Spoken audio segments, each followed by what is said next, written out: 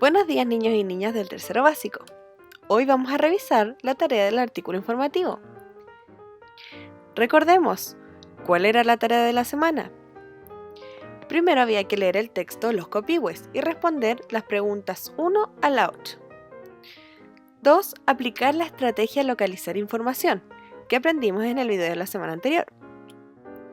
Y 3. Aplicar nuestros conocimientos sobre el artículo informativo. Este era el texto del Copihue que encontrábamos en el libro Avanzando hacia la comprensión.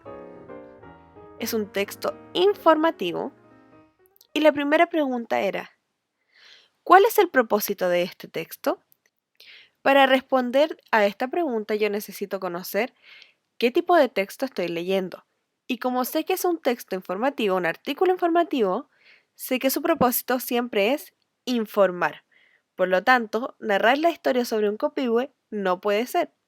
Convencer de comprar y cultivar copihues no es el objetivo del texto en sí.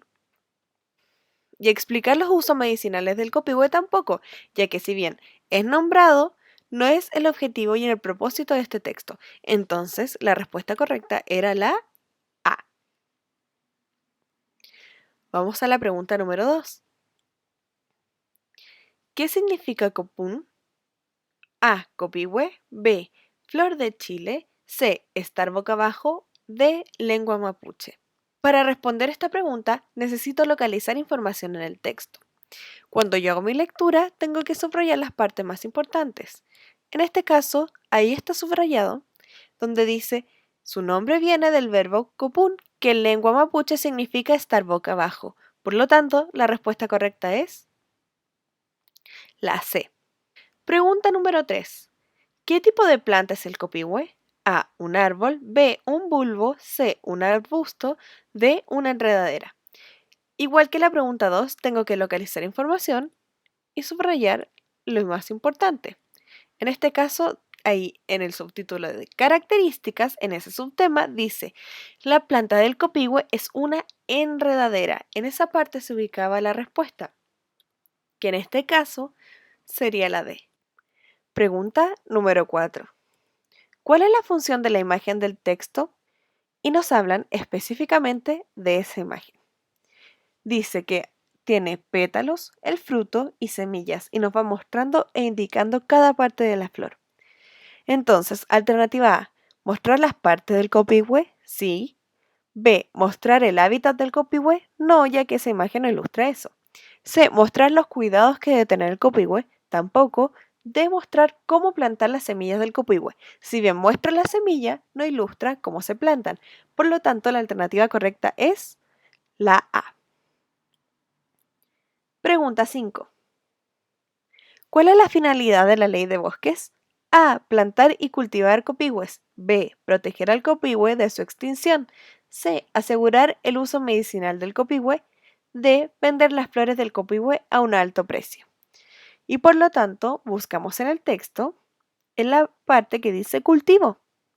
Y ahí dice que el copihue fue declarado en grave peligro de extinción y está protegido por la ley de bosques. Por lo tanto, la ley busca protegerlos.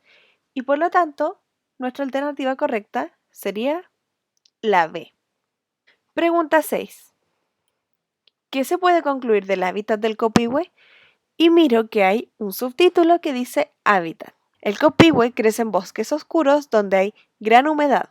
Por lo tanto, son bosques oscuros y húmedos. Tengo que tener clara estas dos variables. A. ¿Debe crecer en lugares sin mucha luz? Sí, porque son bosques oscuros. B. ¿Debe crecer en lugares con mucha luz? No, porque tienen que ser oscuros. Y esto es lo opuesto. C. ¿Debe crecer en lugares oscuros y secos? Oscuros sí, pero húmedos. Así que la alternativa C no es. Y alternativa D. ¿Debe crecer en lugares luminosos y húmedos?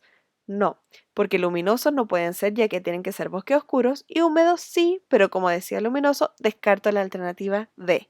Por lo tanto, la alternativa correcta es la A. Pregunta 7. ¿De qué trata el último párrafo del texto? Ese que dice usos medicinales. Lo vamos a leer. En medicina popular, la raíz del copihue se emplea para tratar enfermedades como la gota y el reumatismo. Entonces tenemos alternativa A, del hábitat del copihue. No, ya que ese es otro apartado. B, de cómo se cultiva el copihue. Tampoco, ya que el cultivo es otro párrafo. C, de las características físicas del copihue. Tampoco, eso se ve en las características.